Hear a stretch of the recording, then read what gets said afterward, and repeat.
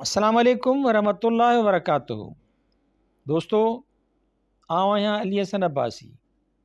किताब आहे असीं लोचूं लोह में, जेल डायरी, लेखक रशीद भट्टी।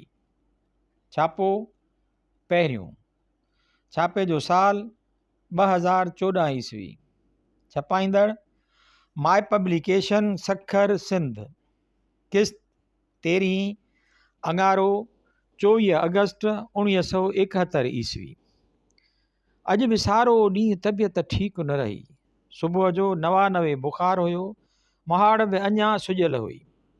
डॉक्टर पेशाब बि चकासियो, हिकु सुई पेंसिलिन ऐं 4 सीसी फेटाकिन हणायई, पर अञा बुखार न टुटो आहे। हींअर बि 99 बीठो आहे। ज़ियाबितस हिकु अहिड़ो मूज़ी मर्ज़ आहे जो हर बीमारी छॾण में ऐंग कंदी आहे। हिन मर्ज़ जे मरीज़ ते बीमारियूं ईअं टुटंदियूं आहिनि जीअं बीठल साए फ़सुल ते माकड़। का न का टिणमिण तबियत में हूंदी ई हूंदी।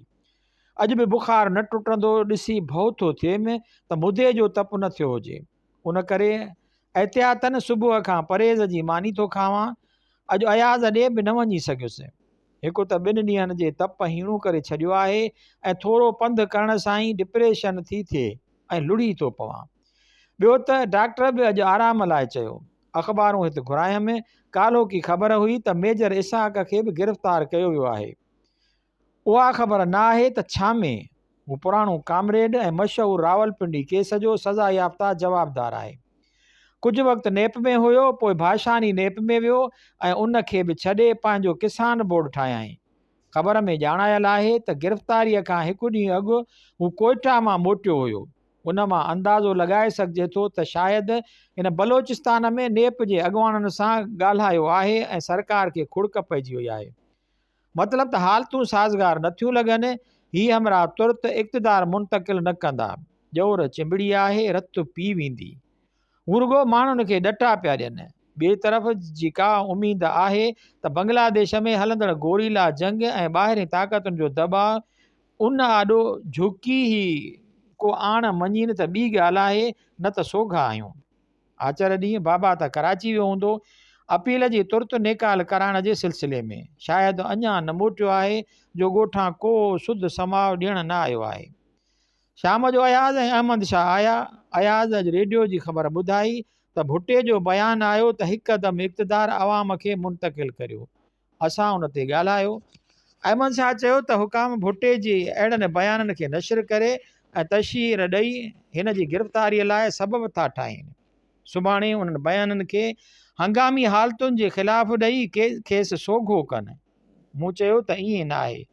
भुट्टे खे हिन वक़्तु गिरफ़्तार करणु माना उनखे वधीक सियासी हयाती ॾियणु। सरकार उहा ॻाल्हि कॾहिं बि पसंदि न कंदी।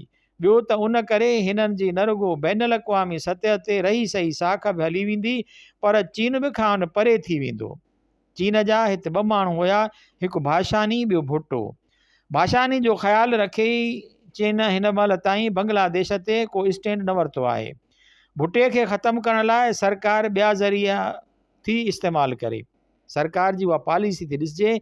अयाज़ चयो त हिन खे अवाम आॾो हचारो करे संदसि धाक ऐं असरु ख़तमु कनि। हिन जे इक़्तिदार जी घुर वारनि मुतालबनि खे नशर कयो थो वञे ऐं अख़बारुनि में ख़ासि जाइ थी ॾिनी वञे। हर बयान खां पोइ अवाम खे कुझु आसिरो थो थिए त इझो पावर मिलियो। हिन महिल ताईं 5-6 दफ़ा उहा ॻाल्हि वरजाइजी चुकी आहे। 1-2 दफ़ा ॿियो बि ईअं थियो त माण्हू हिन मां एतबार, भरोसो ऐं आसिरो विञाए वेहंदा ऐं हिन खे छॾणु शुरू कंदा, ताजो हिन जो सियासी तौरु गुमनामीअ जो मौत अची वेंदो। उहा सरकार जी सियाणप आहे। बाक़ी जे भुट्टे खे डिघी ऐं सियासी असराइती हयाती ॾियणी अथनि त खेसि जेल मोकिले ॾियनि। 2 ॻाल्हियूं मुमकिन थी सघनि थियूं। ॾिसूं त उठ कहिड़े पासे थो लेटे। एतिरे में राशिदी जेलर आयो जो ताज़ो कराचीअ खां मोटी आयो आहे। हिन ॻाल्हि कई त कराचीअ में खेसि वेझनि हल्कनि मां पतो पियो आहे त भुट्टो तुर्त गिरफ़्तार थी सखर सेंटर जेल में अचिणो आहे। मतिलबु त हाणे हालतूं ॿाहिरीं दॿाउ ऐं अंदरीं पॉलिसीअ सबबु तुर्त फेरो खाईंदियूं ऐं अमल कंदड़ नज़र अचनि थियूं। अॻिले महीने ताईं वाज़िह सूरत हाल पधरी थियण जा इम्कान आहिनि। अरबा 25 अगस्त 1971 ईस्वी। अॼु बि नेरनि करे वेठुसि त डॉक्टर कुरैशीअ कचहरीअ लाइ सॾायो। सुबुह सां बुखार कोन हुयो, होड़ जी तकलीफ़ अञा हुई। सो पेंसिलिन जी इंजेक्शन हणायमि ऐं डाराक्लोर जूं 2 गोरियूं खाधमि। डॉक्टर सां अॼु इस्लामी नज़रिया पाकिस्तान ऐं ज़ुबान जे मसइले ते बहस थियो। अॼु बि डॉक्टर आराम जी सलाह ॾिनी। सो वटांसि थी काज़ीअ सां कचहरी करे अची सुम्ही पियुमि ऐं फांसी घाट कोन वियुमि। अॼु सोट नबन मुलाक़ात लाइ आयो, माड़ीअ ते कोन वञी सघियुमि, सो इस्पताल घुरायोमांसि। 2 कलाक खनि वेठो हुयो त मानी तयारु कयमि। चांहि ऐं नेरनि लाइ भाॼी करणु या तरणु अॻु ई पाण कंदो हुउसि, छो जो सुबुह जो ॿिया हंडीवाल नेरनि खां सवाइ ड्यूटीअ ते हलिया वेंदा आहिनि। पर गुज़िरियल 2 ॾींहंनि खां परहेज़ जी मानी बि पाण कंदो आहियां, छो जो हंडीवाल राधे खे उहा ठाहिणु नथी अचे।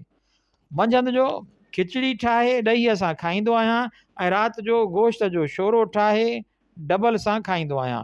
हाणे मानी टिकी करण में थोरे अरसे में ई ऐं कपिड़नि धोअण खां पोइ मां उन नतीजे ते पहुतो आहियां त ॿाहिरि निकिरण खां पोइ सकीना खे अधु खफ़े खां आजो करे सघंदुसि।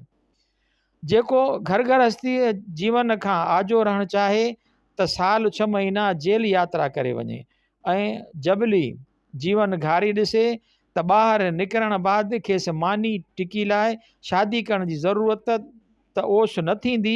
हू आसानीअ सां थोरे खफ़े ऐं झंझट सां पंहिंजी मानी टिकी ऐं धोअ पोइ जो कमु आसानीअ सां करण जे क़ाबिल थी वेंदो। अॼु इस्पताल मां हिकु मरीज़ डिस्चार्ज थियो त कावड़ जी डॉक्टर खे घटि वधि ॻाल्हाइणु लॻो। 3 ॾींहं हू मुंहिंजे भर वारे पलंग ते गॾु रहियो हो ऐं खेसि मलेरिया थी हुई। डॉक्टर शराफ़त ॾेखारे हफ़्ते जी साही ॾिनसि, तॾहिं बि न मुड़ियो। मूं अंदाज़ो लॻायो त के चोर जेल में अची बि पंहिंजनि आदतुनि ऐं इख़लाक़ी क़दरनि में फेरो नथा आणीनि ऐं अहिड़ा जो तहिड़ा था रहनि। हीउ चोर बि उन्हनि मां हिकु हुयो। संदसि नालो पीरल वॻण हुयो ऐं नौशहरे जो हुयो।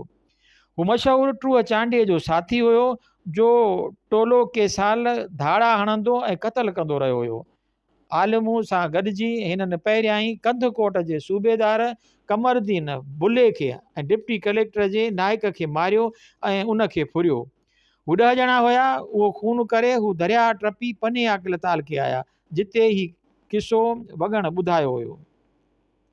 कचे में आलमूं खोसे जे माइटनि आलम ऐं संदसि भाणेजे खे मारे विधो। आम इतला उहो हुयो त हिन खे साथियुनि मारियो हुयो।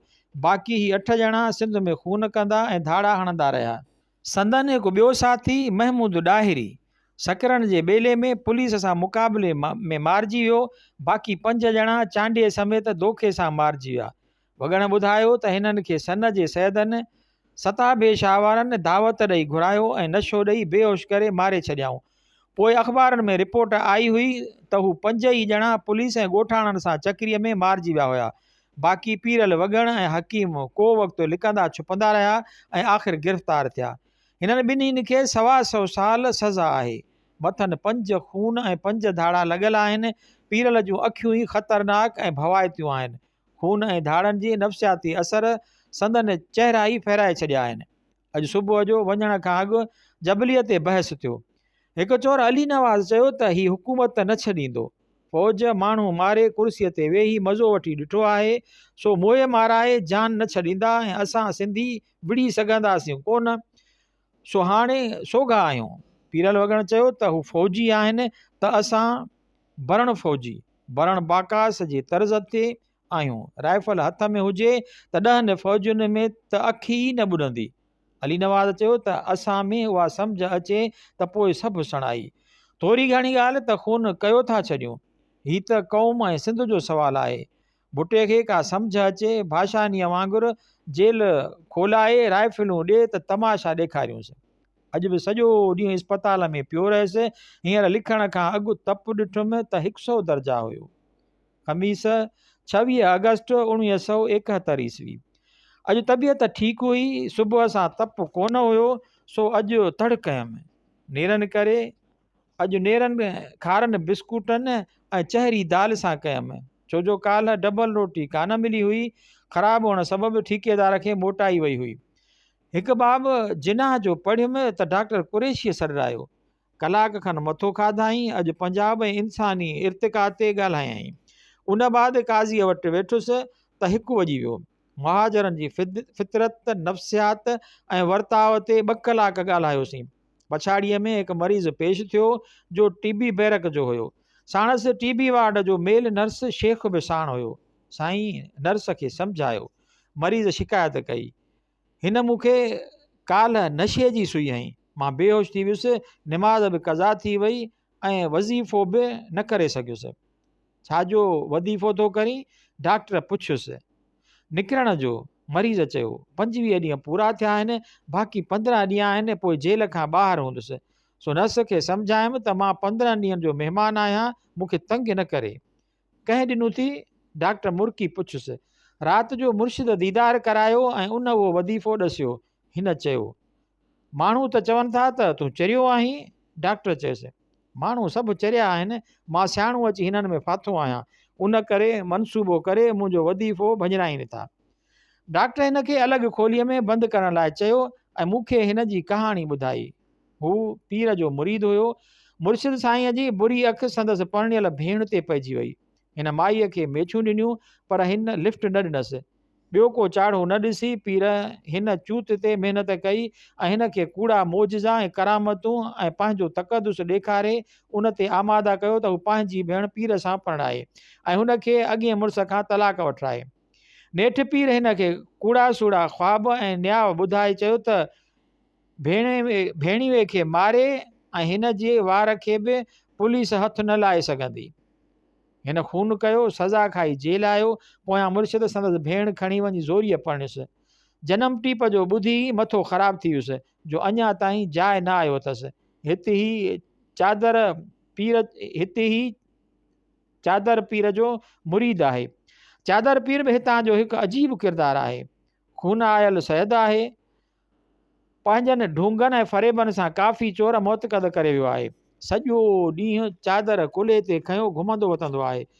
कॾहिं ॾींहं तते जो उस में वेही रहंदो आहे, कॾहिं पाणीअ जे हौज़ में वेही रहंदो आहे, कॾहिं अंब जे लाम में ॼंघा अटकाए लड़कंदो रहंदो आहे। जेको मुतक़द चवंदो अथसि त साईं उहो छा था करियो, त हली बैरक में विहो। अमर उहो आहे बाबा, अमर उहो आहे जॾहिं टरे सॼो सियारो उन चादर में गुज़ारींदो आहे ऐं उन लाइ बि चवंदो आहे त अमर आहे। उन करे जेल जो हेठियूं हमिलो ऐं जवाबदार इज़त कंदा अथसि, सो कम खां मुआफ़ी अथसि। मुरीद चोर मुफ़्त में हंडियूं करे ॾींदा अथसि। अॼु जी अख़बार में चुप हुई। भुटे जी सदर सां ॻाल्हि ॿोल्हि जो बि पतो न पियो आहे। शायदि वरी माठ में हलियो वञे। सरकार ॾाढी चालाक थी ॾिसिजे। सुठो नमूनो हिन खे ख़तमु करण लाइ वरितो अथऊं। शाम जो अयाज़ माड़ीअ तां देरि सां मुलाक़ात करे मोटियो। हैदराबाद जे दोस्त जी शिकायत कयईं त कंहिंजा बि ॿार संदसि ज़ाल धीअ सां मिलण न आया ऐं न ई कंहिं दोस्त खे हिन मानीअ या चांहि जी सलाह ते कई। हू संगत जे वर्ताव ते ॾाढो डिप्रेस थियल हुयो। सलाह कयईं त गवर्नर 19 तारीख़ ते सकर अचे थो, उन मौक़े ते ॿार जा मेंबर साणसि मिलनि ऐं असां बाबति यादाश्त पेश करे आज़ादीअ जो मुतालबो कनि। उन लाइ चयईं त इलाही बख़्श शेख ॾे अनीस खे मोकिलियो अथमि त हू तोसां मिलणु ईंदो ऐं तूं साणसि उन मामले ते ॻाल्हाइजांइ। अॼु अयाज़ ॿुधायो त 2 ॾींहंनि खां गाफ़ ख़्वाब में ॾिसी रहियो आहे ऐं संदसि पीछो कंदो थो रहे। हुनजो मतिलबु पुछियईं। ॿुधायोमांसि त शायदि गाफ़ असांजे क़ौम जे हिन ॿार वारे अध धड़ जी अलामत थी ॾेखारिजे। पाण बि मुतफ़िक़ थियो ऐं टुॿीअ में पइजी वियो। संदसि अखियुनि में पाणी तरी आयो। जुमो 27 अगस्त 1971 ईस्वी। अॼु सुबुह जो दुरानीअ जा फ़लसफ़े ते नोट्स पे लिखियसि त डॉक्टर राउंड ते आयो। मेज़ झट लाइ ॿाहिरि कढाए अंदरि कयमि त पेन कोई खयो वियो। गुज़िरियल 3-4 ॾींहंनि खां इस्पताल मां चोरी थियणु शुरू थी आहे। अंगारे ॾींहुं गुल मोहम्मद मुंशीअ जो ट्रांजिस्टर खणी वियो। अरबा ॾींहुं अली हसन जा 10 रुपया खजी विया। काल्ह शमीर जो लाइटर खजी वियो ऐं अॼु मुंहिंजी पेन। बसि उन महिल खां पोइ हर शइ चाबी तालनि में रखणु शुरू कई अथमि। अॼु घरां कुझु किताब ऐं आचार आयो। शायदि गीता, जंहिंजो ज़िक्र शेख अयाज़ पंहिंजी आत्म कथा में बि कयो आहे। गाफ़ गीता। अख़बारुनि में का ख़बर कान हुई, रुगो भुटे जा पलटा हुया। चाड़ो थींदो नज़र नथो अचे। अॼु ॾाढो बोर थियो आहियां।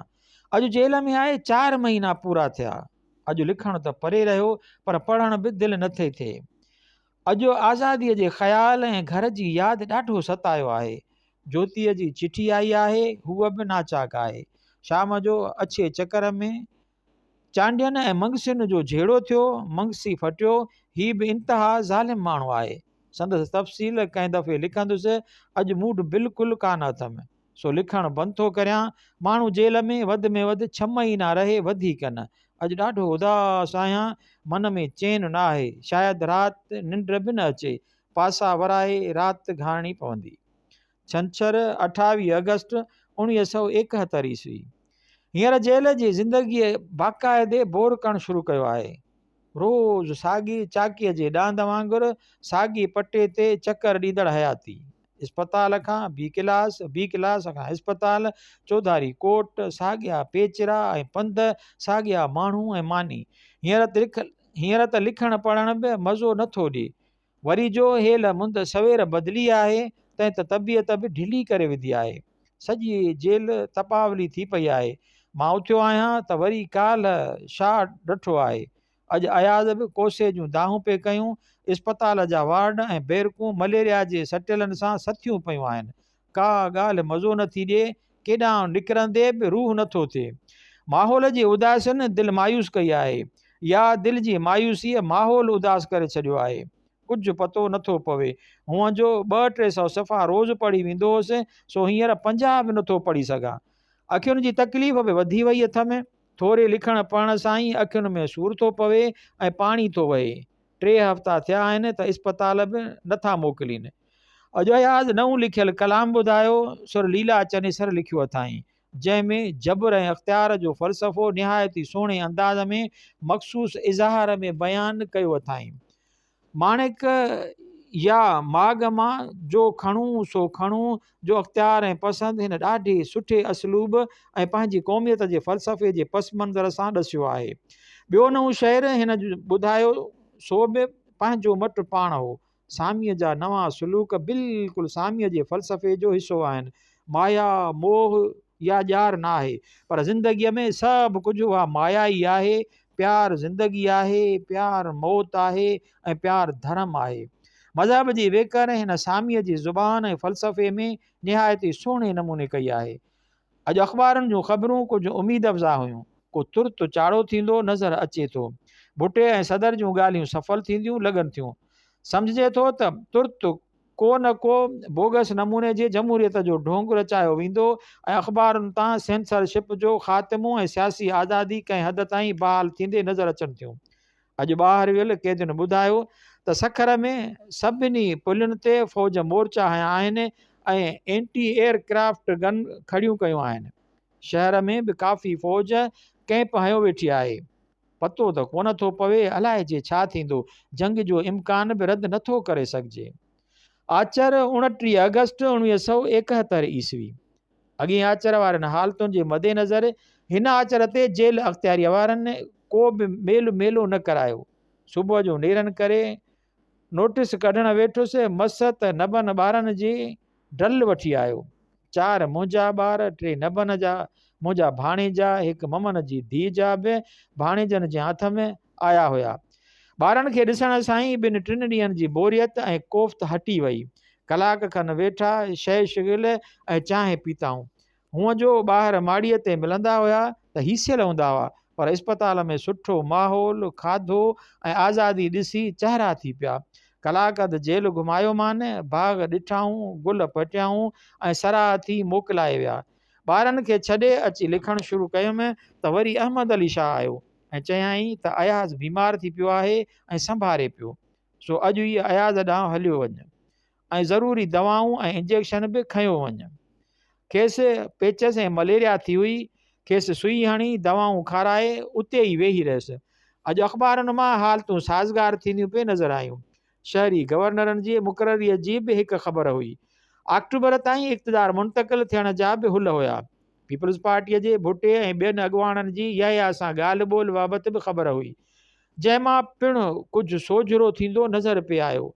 ख़बरूं पढ़ी असां हिंदू पाक जी तारीख़ ऐं मौजूदा सियासी हालतुनि ऐं ईंदड़ ज़माने बाबति ॻाल्हायो ॿोलायोसीं।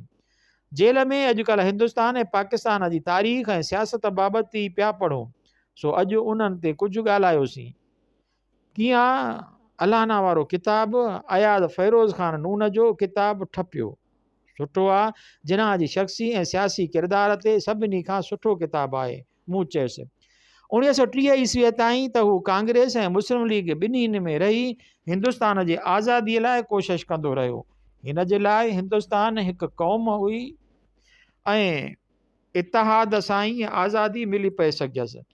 उनखां पोइ हिंदुनि ऐं ख़ासि करे गांधी ऐं पटेल जी कांग्रेस जहिड़ी सेक्युलर जमायत खे मज़हबी ऐं धर्मी रंग ॾियणु सबबि हू कांग्रेस खां अलॻि थी वियो। पर पोइ हू मुस्लिम लीग जी हैसियत में हिकु क़ौम जे तसवर ते बीठो रहियो ऐं मुस्लमाननि जे हक़नि अक़लियत जी हैसियत में जे तहफ़ुज़ लाइ लड़ियो। तव्हांजो पंटीह धारे गॾियल ऐं जुदा जुदा चूंडुनि जे मसइले ते भर थी वियो। संदसि उन किरदार जे फेरे में ॿिनि शयुनि जो घणो दख़ल हुयो। हिकु थोराई मुस्लमाननि जी वारनि सूबनि जी मुस्लमान अॻुवाणनि जी सलाह मशवरो, जन में यूपीअ जा नवाब, उन वक़्त जे बम्बई सूबे जा काठियावाड़ी, खोजा ऐं कच्छी सेठियूं, उन्हनि जे ज़ोर ऐं रविश सबबि मुस्लिम लीग फ़िरके वाराना जमायत थी वई। एक्ट ऑफ इंडिया 1935 ईस्वीअ जे निफ़ाज़ खां पोइ उन हेठि थियल चूंडुनि में जे पार्टी बुनियादनि ते थियूं, मुस्लिम लीग रुगो उन्हनि ॿिनि सूबनि में ई मुस्लमान जाइनि मां अक्सरियत हासिल कई, न त घणाई वारनि सूबनि मां कंहिं बि मुस्लिम लीग वज़ारत न ठही। पंजाब में कम्यूनिस्ट पार्टी, सरहद में कांग्रेस ऐं सिंध में शहीद अला बख्श जी सिंध यूनाइटेड पार्टी वज़ारत ठाही।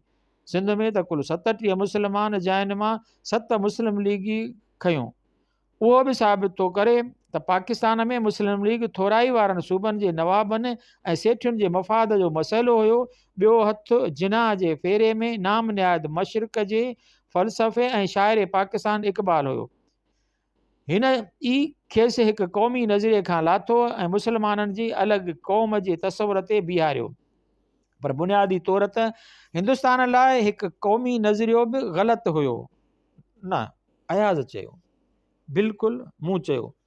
फ़र्क़ु उहो हुजे हा त हींअर पाकिस्तान में पंजाब जो सूबो थो हुकूमत करे ऐं हिंदुस्तान ते यूपीअ जे हिंदुस्तान गॾियल हुजे हा त उहे ॿई सूबा मिली जुली ॿियनि ते हुकूमत कनि हा।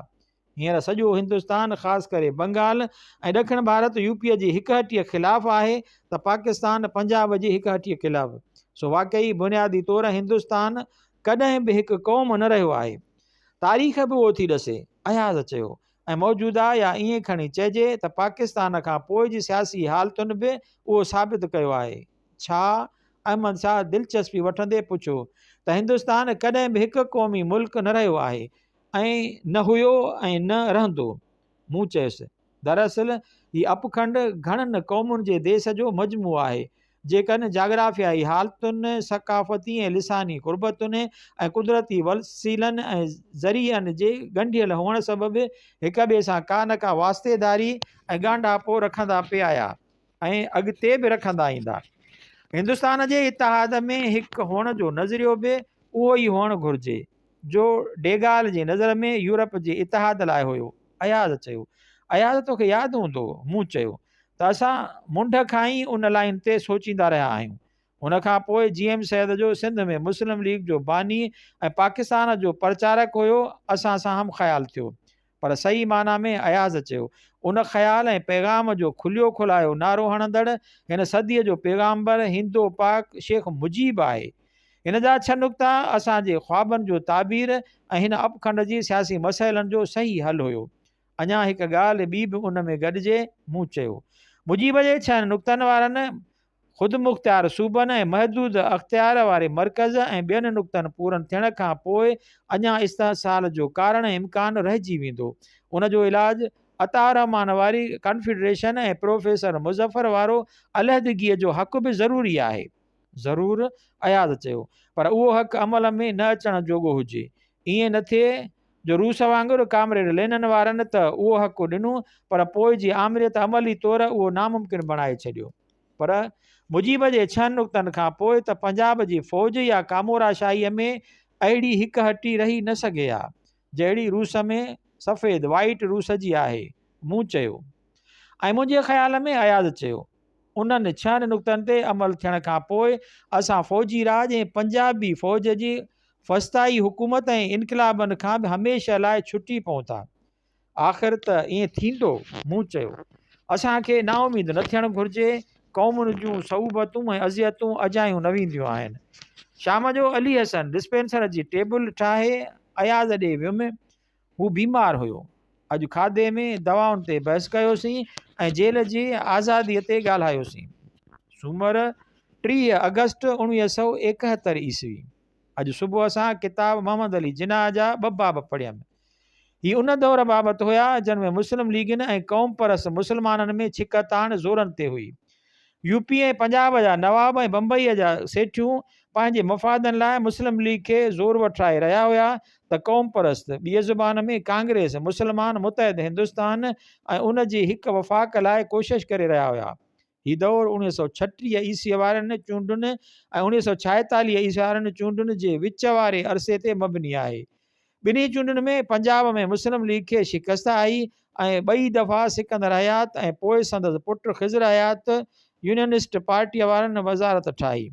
सिंध में पहिरियों चूंडुनि में मुस्लिम लीग हारायो, पर पोइ GM सैद जे महिनतुनि ऐं कोशिश सां सिंध में मुस्लिम लीग ठही ऐं मज़बूत थी ऐं उन जो नतीजो उहो मिलियुसि जो 1946 ईस्वी वारनि चूंडुनि में जिन्ना हिन खे केराइण लाइ हड़ा 50,000 रुपया काज़ी अकबर जे वर्क ते ख़र्च कया ऐं हिन जी शिकस्त खे इज़त ऐं वक़ार जो मसइलो सम्झाई अलाना। सो हाणे ताईं मुस्लिम लीग ऐं पाकिस्तान जो मतूब आहे।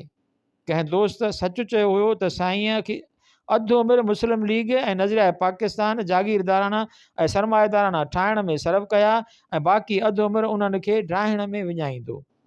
सो उन दौर में सिकंदर हयात निहायत ई अक़लमंदी ऐं मुदबरीअ जी ॻाल्हि कई हुई।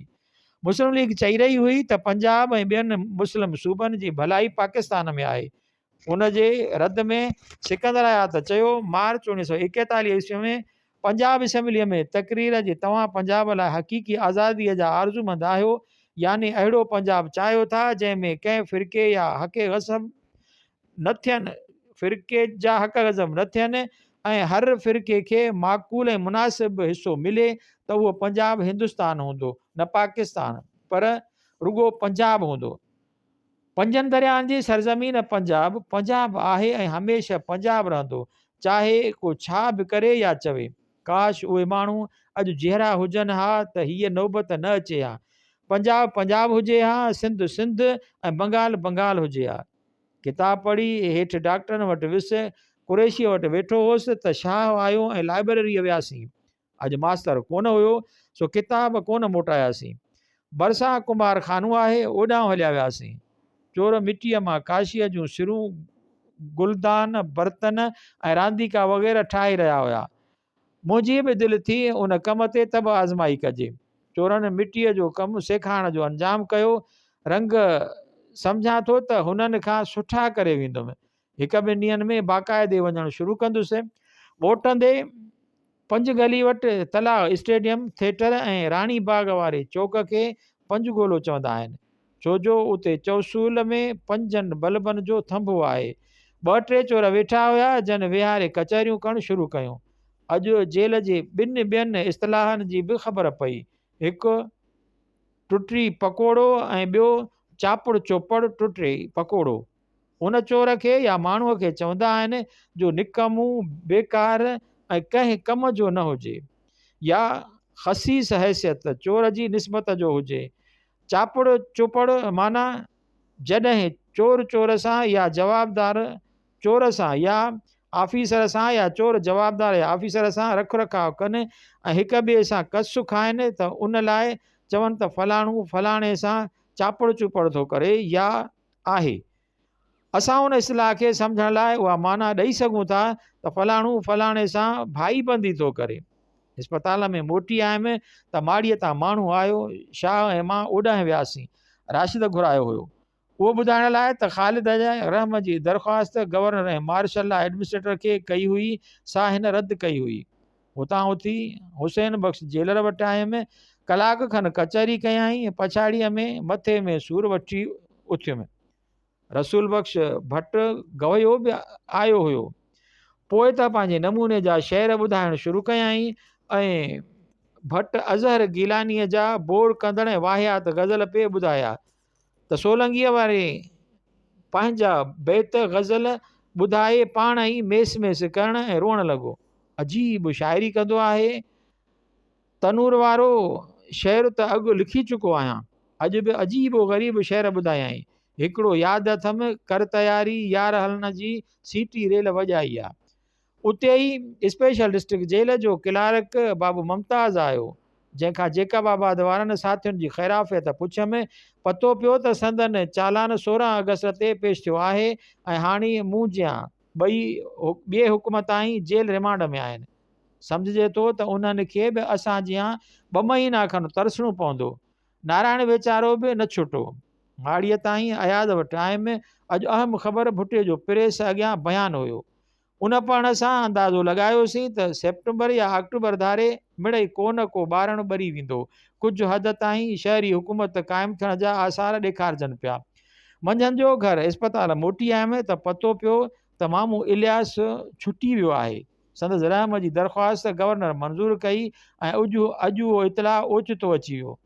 शाह चोर हुयो, केई खून बि कयाई। तर जो पगदार चोर हुयो, पर मुला क़ासिम वारनि सां कूड़ो फाथो हुयो। जेल में हुयो त पोयां 2 पुट बि झलिजी पियसि। वक़्त सिर छुटो हुयो, एॾो उत्साह में हुयो जो हलण ई फिरी वियुसि ऐं बिना सामान सड़े खण जे वञी माड़ीअ ते पुॻो। सुमर ख़ान ख़िलाफ़ बग़ावत जो बि जेल में पिटियल हुयो। 70-75 सालनि जो हुयो, पर चमड़े में अञा घुंझ न आयो हुउसि। अॼुकल्ह सभु आसाइता आहिनि, चवनि था त मीर रसूल बख़्श गवर्नर थो थिए ऐं उन अंजाम कयो हुयो जेल में त हू सभिनी कैदियुनि खे आज़ादु कंदो। हर निमाज़ ऐं तिलावत खां पोइ हिन लाइ दुआऊं था घुरनि। शाम जो बि अयाज़ बीमार हुयो, सो घुमण बजाए वेही कचहरी कईसीं।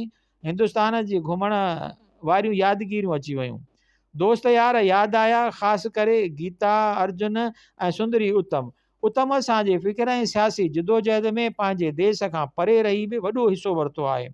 सिंध में हमीद सिंधीअ जी रूह रिहाण ऐं हिंदुस्तान में उत्तम जी नई दुनिया असांजी सोच ऐं आदर्श जूं प्रचारक थी रहियूं आहिनि।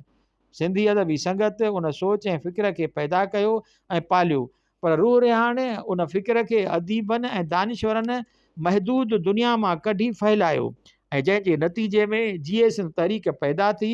हिंदुस्तान मां निकिरंदड़ नई दुनिया बि वसा की न घटायो। उन रिसाले न सिर्फ़ु हिंदुस्तान में सिंधी क़ौमियत, ज़ुबान ऐं कल्चर खे ज़िंदा रखण में नुमाया किरदारु अदा कयो, पर मुल्क जे ॿिन्ही हिसनि खे उन क़ौमी फ़िक्र ऐं सोच खां आशना ऐं इंस्पायर करायो ऐं साॻियो कमु सिंध में रूह रिहाण कयो।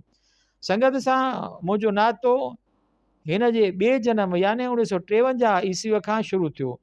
कॾहिं जोए, शोभे, एहसान सरकी, अंसारी, शेख हफ़ीज़, अयाज़ कादरी ऐं मोतीराम रोशन सां गॾु हिन खे नई सिर तनज़ीम कयोसीं।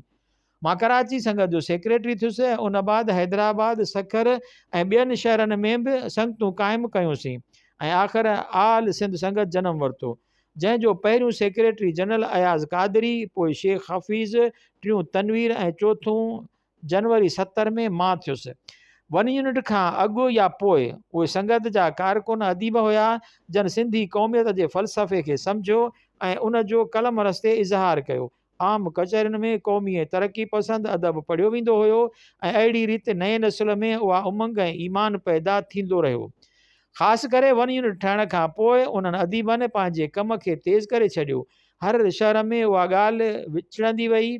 संगत जी अदबी कचहरियुनि में आम तौरु ईंदड़ तबिको शागिर्दनि जो हूंदो हुयो, जो ई हिन दौर में असां जहिड़नि गैर तरक़ी याफ़्ता ऐं गैर सनअती मुल्कनि में सही माना में इनकलाबी तबिको आहे। हिननि उहो पैगाम परूड़ियो ऐं परजियो। एतिरे में हमीद दिलि ॿधी रूह रिहाण कढी ऐं उन जा सालियाना जशन करणु शुरू कया। ॾिसंदे ॾिसंदे उहा बाहि कॉलेजनि, यूनिवर्सिटियुनि ऐं स्कूलनि खां निकिरी विचोले तबिके ताईं बि पहुती। शागिर्दनि शहर शहर में सिंधी शामूं मल्हाइणु शुरू कयूं। उहे शामूं ऐं रूह रिहाण जा जशन ऐं आज़ादीअ जे हलचल वियल कांग्रेस इतमाद जी यादि ॾियारींदा हुआ। उन्हनि जलसनि में सॼी सिंध जा अदीब ऐं शाइर हड़ा तड़ा वही अची शिरकत कंदा हुया ऐं सिंधी क़ौमियत जो ज़िक्र घर घर पहुचाईंदा हुया। उन्हनि ई जशननि में पहिरियों दफ़ो खुलियो खुलायो जीए सिंध जो नारो लॻो, जो पोइ सिंध जो क़ौमी नारो थी वियो। उन्हनि शामुनि ऐं जशननि में नारे खां ई छिरकी मलिक असलम हयात अयूब खे चयो हुयो त असांखे बलोचिस्तान जे बंदूक खां न ॾिजणु घुरिजे, पर जीए सिंध जे नारे खां ॾिजणु घुरिजे। सो सिंध में क़ौमी तहरीक में फ़िक्र खे पैदा करण ऐं पाणी ॾियण वारा संगत जा अदीब हुया ऐं उन फ़िक्र खे प्रचार कंदड़ ऐं आम कंदड़ रूह रिहाण हुयो ऐं उनखे क़ुवत ॾींदड़ ऐं अॻिते वधाए मंतक़ी नतीजे ते पहुचाईंदड़ सिंध जो अकेलो इनक़लाबी तबिको शागिर्द हुयो। बाक़ी हींअर रुगो ॻोठनि में कमु करिणो अथऊं, छो जो शागिर्दनि ऐं विचें शहरी तबिके खे पुठ ऐं आधार ॾींदड़ हारी क्लास ई आहे। मंज़िल साम्हूं आहे, सिॼ उभरण वारो आहे, पर अञा कुझु राति बाक़ी आहे।